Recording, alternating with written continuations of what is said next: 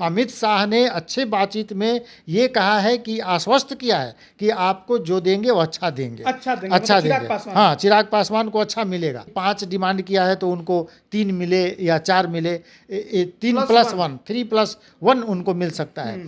और पशुपति पारस की जरूरत भाजपा को है नहीं। नरेंद्र मोदी ने भी कई सभाओं में ये कहा है कि हमारे मित्र रामविलास पासवान को इन लोगों ने किस तरह से परेशान, नीतीश कुमार ने किस तरह से परेशान किया, तो वो चिराग पासवान छोड़कर चले जाएंगे, हमको नहीं लगता कि चले जाएंगे। विधानसभा चुनाव को देखकर भी चल रही है कि अगर हमारे गठबंधन में चिराग पासवान हैं, उपेंद्र कुशवाहा हैं, जीतन मांझी हैं और इनमें से किसी को नाराज कर लें तो अगले चुनाव में नीतीश कुमार कहीं पाला बदल लिए तो क्या होगा। नीतीश कुमार ने एनडीए में आके सबको असहज कर दिया है। हाँ, पूरा ये गेम पलट दिया है। बिल्कुल नीतीश कुमार की राजनीति इसी तरह से रहती है और लोग तो कहते ही हैं कि उनके पेट में दांत है, वो कब कौन सा चाल चलेंगे किसी को पता है। पशुपति पारस को किसी तरह से निपटा दिया जाएगा, हमको तो यही लगता है। नहीं मतलब कि ज्यादा डिमांड में नहीं रहेंगे। नहीं, पशुपति पारस का कोई डिमांड चलने वाला भी नहीं है। राजद के 2 ही सीट खाली हुए हैं, राबड़ी देवी का और रामचंद्र पूर्वे का, लेकिन उन्होंने 4 घोषित कर दिया। उनके पास जो संख्या बल है वो 4 सीटों को जिताने के लिए है नहीं।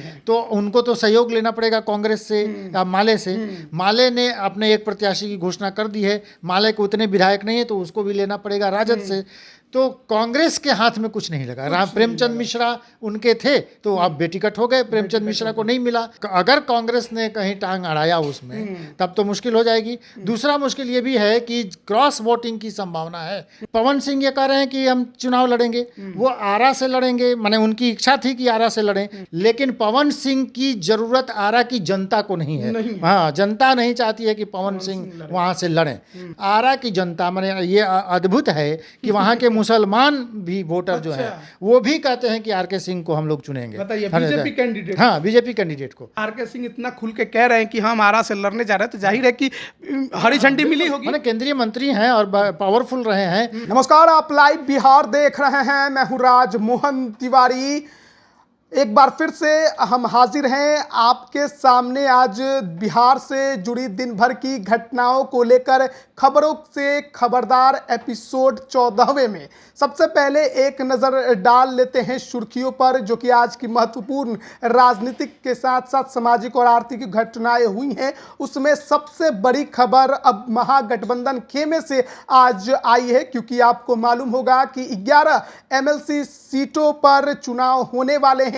उसके लिए जनता दल यूनाइटेड के तरफ से नॉमिनेशन हुआ, बीजेपी का बाकी है। और वहीं चर्चा महागठबंधन की थी, तो महागठबंधन के तरफ से उम्मीदवारों के नाम का ऐलान जरूर किया गया, लेकिन उसके बाद अब महागठबंधन में सिर फुटौल की स्थिति बन गई है। वहीं दूसरे खबर की चर्चा करें तो जिस तरीके से बीते कई दिनों से बिहार की राजनीति में चिराग पासवान छाए हुए हैं, एनडीए छोड़ेंगे या रहेंगे, इसको लेकर कई चर्चाएं चल रही हैं। इसी बीच आज उनकी मुलाकात गृह मंत्री अमित शाह से हुई है और खबर के अनुसार उनको बड़ी डील देने की बात कही गई है।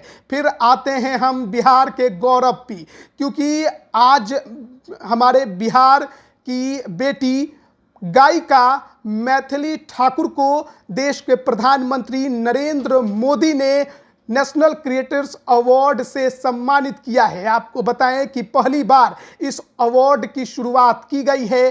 प्रधानमंत्री नरेंद्र मोदी ने अपने बीते 110वें एपिसोड मन की बात में इस अवार्ड का जिक्र किया था, जिसमें यह बात बताई गई थी कि जो सोशल मीडिया इन्फ्लुएंसर्स हैं उन्हें प्रोत्साहित करने के लिए, उन्हें सम्मानित करने के लिए इस अवार्ड की शुरुआत की गई है। आज 23 चेहरों को इससे सम्मानित किया गया 20 कैटेगरी में, और जो खबर है उसके अनुसार मैथिली ठाकुर को cultural ambassador of the year का अवार्ड प्रधानमंत्री ने दिया है। मंच पर मैथिली ठाकुर आज प्रधानमंत्री के साथ नजर आई।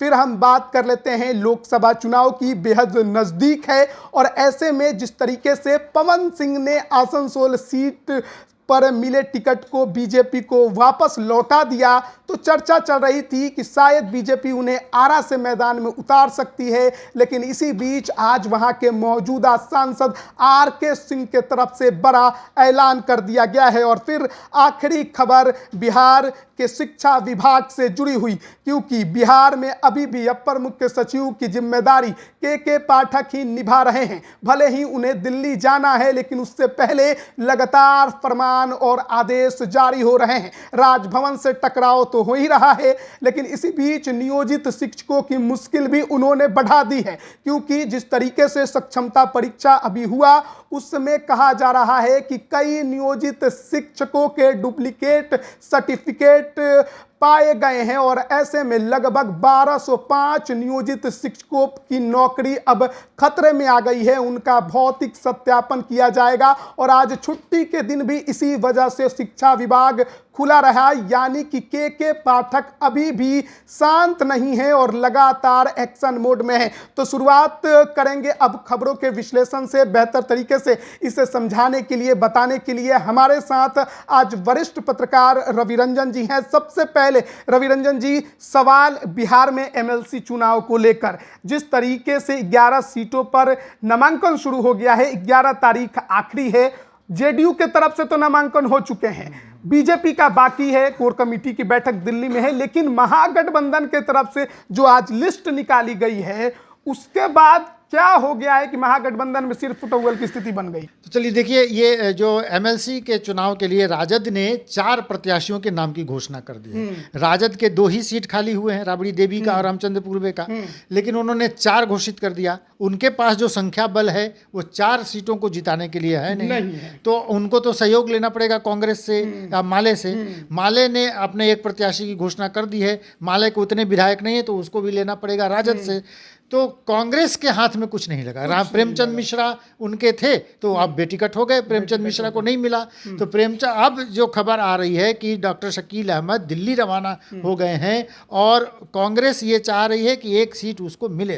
तो राजद ने जब 4 लोगों के नाम की घोषणा कर दी, माने राबड़ी देवी उसमें है, उर्मिला ठाकुर के नाम की घोषणा हुई है और अब्दुल बारी सिद्दीकी है और फैजल अली हैं। अब ये 4 नामों में से किसको वापस करेंगे, ये तो समझ विधान परिषद भेजने के लिए उन्हें 84 विधायकों की जरूरत है और उनके पास टूट के बाद विधायक 74 ही हैं। तो अब मुश्किल यह है कि आखिर इन 4 को वो जिताएंगे कैसे। अगर कांग्रेस ने कहीं टांग अड़ाया उसमें तब तो मुश्किल हो जाएगी। दूसरा मुश्किल ये भी है कि क्रॉस वोटिंग की संभावना है। पिछले बार वो आप देख चुके हैं, फ्लोर टेस्ट के दौरान उनके विधायक जाके उधर बैठ गए। तो क्या इसकी संभावना अब नहीं हो सकती क्रॉस वोटिंग हो जाए? तो 4 जो खड़े हैं, माने राजद से और एक भाकपा माले से, 5 को इनको जिताना है। क्रॉस वोटिंग हो गई तो बहुत मुश्किल हो जाएगी, राजद की भी मुश्किल हो जाएगी और कांग्रेस तो नाराज है ही। कांग्रेस को कैसे ये लोग ठीक करेंगे, ये भी एक बहुत आप संक्षेप में समझिए कि एमएलसी की 11 सीटों पर चुनाव होने वाले हैं, क्योंकि उतने सीटों पर सदस्यों के कार्यकाल खत्म हो रहे हैं, क्योंकि विधायकों की संख्या के हिसाब से ही आप विधान परिषद में जा सकते हैं। और इस लिहाज से जेडीयू ने 2 अपने नॉमिनेट कर लिए हैं, नीतीश कुमार हो गए, खालिद अनवर हो गए, क्योंकि वो 2 ही भेज पाएंगे। इसके अलावा संतोष सुमन बीजेपी के मदद से जा रहे हैं और 3 अन्य बीजेपी अपने कोटे से भेजेगी, क्योंकि उनके पास संख्या वैसा है। लेकिन बीजेपी के तरफ से उम्मीदवारों की लिस्ट अभी नहीं आई है, लेकिन राजद ने 4 तो जारी कर दिया, लेकिन उतने विधायक नहीं है कि वो भेज पाए, क्योंकि 1 सीट माना जा रहा था कि वो कांग्रेस की है, प्रेमचंद मिश्रा का कार्यकाल खत्म हो रहा है। लेकिन कांग्रेस को इस बार एमएलसी चुनाव में 1 भी सीट नहीं दी गई और राजद ने सभी 4 सीटों पर कब्जा किया और पहली बार किसी वाम दल को एमएलसी इस तरफ से बनाने के लिए उन्होंने हरी झंडी दी। शशि यादव का नाम इसमें शामिल हो गया है और शकील अहमद शायद इसी वजह से नाराज होकर दिल्ली गए। कांग्रेस चाहती है कि 1 सीट उसको मिले, जबकि वो ये कहा जा चुका है, और कांग्रेस के प्रदेश अध्यक्ष भी ये कह रहे हैं, उन्होंने मौन धारण कर लिया है कि राज्यसभा में उनको एक समर्थन माने यहाँ से मिल चुकी है, क्योंकि 1 सीट जिताने के लिए उनको 30 से अधिक वोटर चाहिए होता था, विधायक, वो उनको मिल चुका है। तो कांग्रेस के पास कुछ है नहीं कहने के लिए क्या, लेकिन वो कह रहे हैं कि हमारे एक एमएलसी हमारा जो था वो भी खत्म हो गया। लेकिन तो क्या वो लड़ पाएंगे लालू यादव से? लड़ पाएंगे? हमको नहीं लगता है कि लालू यादव हमेशा ही कांग्रेस को अपनी उंगलियों पर नचाते रहे हैं और नचाएंगे आगे भी। और इसमें एकदम निश्चित है कि अखिलेश सिंह जो प्रदेश अध्यक्ष हैं वो खुद लालू यादव के माने उनके शागिर्द हैं, तो हमको नहीं लगता है कि कांग्रेस लड़ पाएगी, कुछ हो पाएगा। तो चलिए, ये एमएलसी चुनाव का गुनागणित था। अब बात कर लेते हैं चिराग पासवान की। बीते कई दिनों से बिहार की राजनीति में छाए हुए हैं, चर्चा केवल और केवल उन्हीं की चल रही है, क्या करेंगे क्या नहीं करेंगे, आखिरकार बीजेपी से क्यों नाराज हो गए हैं। आज अमित शाह से मुलाकात हुई, बीते दिन जेपी नड्डा से मुलाकात हुई, क्या कुछ खबर छन के आ रही है? देखिए, खबर यह है कि अमित शाह से चिराग पासवान की बातचीत हुई है और अच्छी बातचीत हुई है, जैसा कि हमारे सूत्र कह रहे हैं कि चिराग पासवान ने अमित शाह के सामने 5-1 का वो फार्मूला रखा है, माने 5 सीट वो चाहते हैं और 1 राज्यसभा सीट चाहते हैं। अच्छा। हाँ, माने चिराग पासवान ने ये रखा है कि बाहर कहते हैं लोग कि जो 6 लोकसभा की सीटें थी वो सब हमको चाहिए, लेकिन अंदर की खबर है कि 5+1 पर बात हो रही है। 5+1 पे बात हो रही है। दूसरा कि भाजपा को ये देखना है कि चाचा भतीजा दोनों को खुश करना है, माने पशुपति पारस को भी अगर साथ लेके चलना है। 6 सीट पिछले बार लोजपा को है, उसके पास है, सांसद दरअसल पशुपति पारस के पास है। तो भाजपा को ये अब देखना है। हालांकि अमित शाह ने अच्छे बातचीत में ये कहा है कि आश्वस्त किया है कि आपको जो देंगे वो अच्छा देंगे, अच्छा देंगे। हाँ, चिराग पासवान को अच्छा मिलेगा, तो अच्छा मिलेगा। हम लोग होप कर सकते हैं कि 5 डिमांड किया है तो उनको 3 मिले या 4 मिले, 3+1 उनको मिल सकता है। और पशुपति पारस की जरूरत भाजपा को है नहीं। माने भाजपा किसी तरह से उनको ढो रही है कि चलिए गठबंधन में हैं तो लेके चलते हैं। दरअसल लोजपा के नेता तो चिराग पासवान ही हैं और उत्तराधिकारी के तौर पर भी चिराग पासवान है, वोट उन्हीं के पास है, उनकी लोकप्रियता है, तो भाजपा चिराग पासवान को नहीं छोड़ना चाहिए। एक सवाल इसमें है, नीतीश कुमार एनडीए में आ गए हैं, अब बीजेपी को क्या चिराग पासवान की जरूरत है? क्या उनकी शर्त वो मानेगी? क्या इतना दबाव वो झेलेगी? नहीं, एक और बात आप सोच के चलिए राजमोहन जी कि क्या नीतीश कुमार की विश्वसनीयता इतनी है? भाजपा ये मान के चले कि अगले चुनाव में भी नीतीश कुमार साथ में रहेंगे? क्योंकि नीतीश कुमार जो चाल चल रहे हैं उसमें है कि लोकसभा सीट किसी तरह से जीत जाएं भाजपा के साथ, और फिर जब विधानसभा की बारी आए तो फिर घुस जाएंगे वहाँ। चाहते हैं कि विधानसभा भी साथ हो जाए, मैंने वही तो यही चाह रहे हैं। ये लगातार बातचीत चल रही है कि नीतीश कुमार चाह रहे हैं कि साथ में दोनों चुनाव हो जाए। तो नीतीश कुमार की विश्वसनीयता पर भाजपा को भरोसा नहीं है, और भाजपा जो चलती है अपनी चाल वो कुछ साल आगे तक की चलती है। तो वो विधानसभा चुनाव को देखकर भी चल रही है कि अगर हमारे गठबंधन में चिराग पासवान हैं, उपेंद्र कुशवाहा हैं, जीतन मांझी हैं, और इनमें से किसी को नाराज कर लें तो अगले चुनाव में नीतीश कुमार कहीं पाला बदल लिए तो क्या होगा। तो नीतीश कुमार से जो उनकी बातचीत होगी वो तो होगी, अपने इन साथियों को वो छोड़ना नहीं चाहते हैं। इसीलिए शायद संजय जायसवाल उपेंद्र कुशवाहा के पास भी अब देखिए ये एक खबर और है कि आज संजय जायसवाल ने उपेंद्र कुशवाहा से मुलाकात की है और 1 घंटे तक उपेंद्र कुशवाहा के घर पर दोनों की अच्छी बातचीत हुई है और सीट शेयरिंग पर ही बातचीत हुई। मतलब एक बात है कि नीतीश कुमार ने एनडीए में आके सबको असहज कर दिया है। पूरा गेम पलट दिया है। बिल्कुल, नीतीश कुमार की राजनीति इसी तरह से रहती है, और लोग तो कहते ही हैं कि उनके पेट में दांत है, वो कब कौन सा चाल चलेंगे किसी को पता नहीं चला। खेल करके बिना मंत्रिमंडल विस्तार किए चल गए दिल्ली, विदेश चले गए। माने वो विदेश चले गए, दिल्ली में उनकी नेताओं से मुलाकात हुई होगी और चुपचाप चले गए। अभी तक उनकी तरफ से कुछ कि सीट का लिस्ट देकर गए हम। हाँ, कि मैंने हमको इतना चाहिए, और 16 सीट मैंने महागठबंधन से भी वो अलग इसीलिए हुए कि सीट शेयरिंग पर बात नहीं हो रही है। 16 वो मांग कर रहे हैं, और किशनगंज वो कह रहे हैं कि सेकंड नंबर पर हम थे तो वो भी हमारा ही है, मैंने 17 चाहिए उनको। तो 17 भाजपा को भी है, 17 उनको भी। तो ये सब कहाँ जाएंगे बाकी जो उनके हैं। तो इसलिए आज चिराग पासवान को अमित शाह ने आश्वस्त किया है कि आपके साथ। तो महागठबंधन से भी चिराग पासवान को ऑफर मिला है। इधर एनडीए कह रहा है कि आप रहिए, हम आपको अच्छा देंगे। तो ऐसे में चिराग पासवान को क्या लगता है, आपको क्या करना चाहिए? नहीं, चिराग पासवान ने ही, हम लोग एक दिन और बातचीत कर रहे थे तो रामविलास पासवान को एनडीए के साथ माने नरेंद्र मोदी के साथ जाने के लिए चिराग पासवान ने ही मनाया था 2014 14 के चुनाव में उस समय। तो चिराग पासवान अपने आप को कहते रहे कि वो मोदी के हनुमान हैं। नरेंद्र मोदी ने भी कई सभाओं में ये कहा है कि हमारे मित्र रामविलास पासवान को इन लोगों ने किस तरह से परेशान, नीतीश कुमार ने किस तरह से परेशान किया। तो वो चिराग पासवान छोड़कर चले जाएंगे, हमको नहीं लगता कि चले जाएंगे। और चिराग पासवान को वो अपने साथ रख लेंगे, थोड़ा कम बेसी तो जरूर होता है। चिराग पासवान को भी जो मांग रहे हैं उससे थोड़ा कम पर आना पड़ेगा और उनको मिल जाएगा।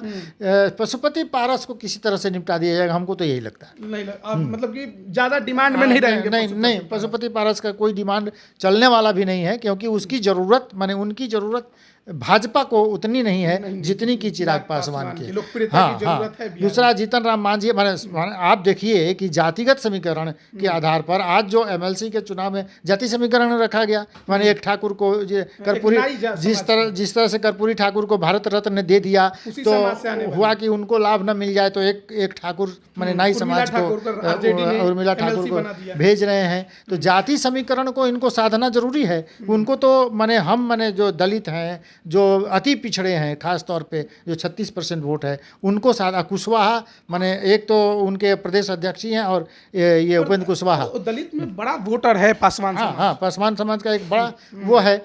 और वो तो ये रामविलास पासवान के पुत्र चिराग पासवान ही पासवानों के नेता हैं और वो एकजुट होकर उनके कहने पर वोट कहने की कोई जरूरत नहीं है। उनके लिए वही वोट करते हैं। चिराग पासवान जिधर कहेंगे वहीं वोट जाएगा। पशुपति पारस के कहने से कुछ होने वाला कुछ नहीं होने वाला। चलिए अब आखिरी एक खबर पे चर्चा कर लेते हैं और वो खबर आरा लोकसभा सीट को लेकर है। पवन सिंह को आसनसोल से टिकट मिला, लौटा दिया। लग रहा था कि लगता है आरा के लिए लड़ ही जाएंगे और आज आरके सिंह केंद्रीय मंत्री मौजूदा वहां के सांसद आए, खुल्लम खुल्ला कह के गए हैं कि आरा तो हम ही लड़ेंगे। हाँ, नहीं, आरके सिंह ये बात लगातार कहते रहे हैं और पहले भी मैंने एक बार तो हुआ था, विद्यार्थी परिषद के लोगों ने आरा में उनकी बड़ी बेइज्जती कर दी थी और ये हुआ था कि ऐसे सांसद को हटाया जाए और ये बातचीत चल रही थी। ये जब आपने कहा कि उनकी बेइज्जती कर दी थी, उनके खिलाफ वहां पर माहौल बन गया था, तो क्या सचमुच आरके सिंह के खिलाफ क्षेत्र में लोगों की नाराजगी है? नहीं, क्षेत्र में लोगों की नाराजगी नहीं है। वो एक ब्यूरोक्रेट रहे हैं और देश के सबसे बड़े पद पर रहे हैं, माने जब वो अधिकारी रहे तो उस समय माने उनका एक स्टाइल है काम करने का।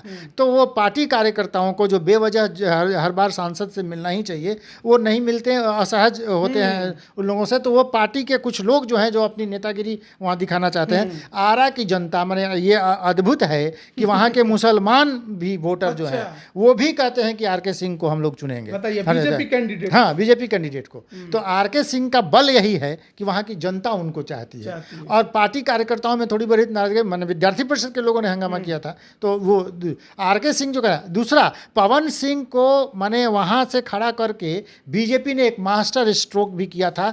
एक तो नाम दिया फिर नाम वापस लिया। संदेश खाली का संदेश, आप इस चीज़ों को समझिए कि पवन सिंह के लिए जब कैंपेनिंग शुरू हुई कि बंगाली महिलाओं के लिए इन्होंने अपशब्द कहे, गंदी गालियां गाई और ये सब किया, तो भाजपा ने तुरंत नाम वापस लिया। नाम इन्होंने वापस, इनका कहना कि टिकट दिया, लेकिन आपका कहना कि अंदर से कहा गया कि आप नाम वापस करिए।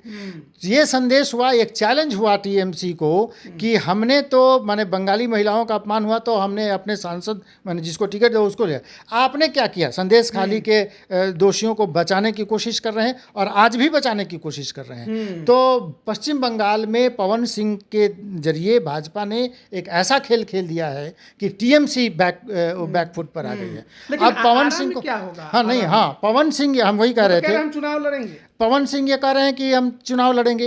वो आरा से लड़ेंगे, माने उनकी इच्छा थी कि आरा से लड़ें क्योंकि वो राजपूत जाति से आते हैं, राजपूतों की एक बड़ी वहाँ पर वो है, आरा में उसके वोटर हैं।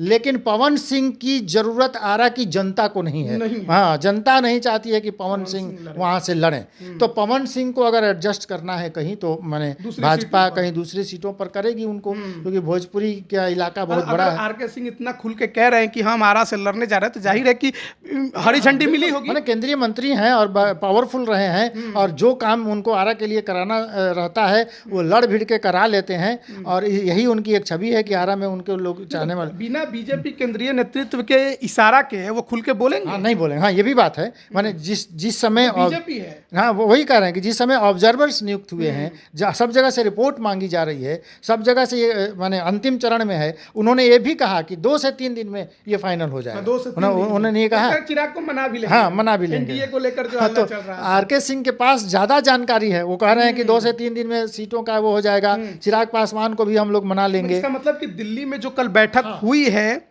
बीजेपी की कोर कमेटी की, उसमें बहुत कुछ लगभग तय लगता है। हाँ, ये लगभग तय है। हमको लगता है कि 18 तारीख, माने आज तो माने 8 हो ही गया, ये 10 दिन का जो है, 10 दिन से पहले ये मैंने सीटों के प्रधानमंत्री का जो कार्यक्रम हाँ, माने उम्मीद ये है कि नीतीश कुमार भी आ जाएं।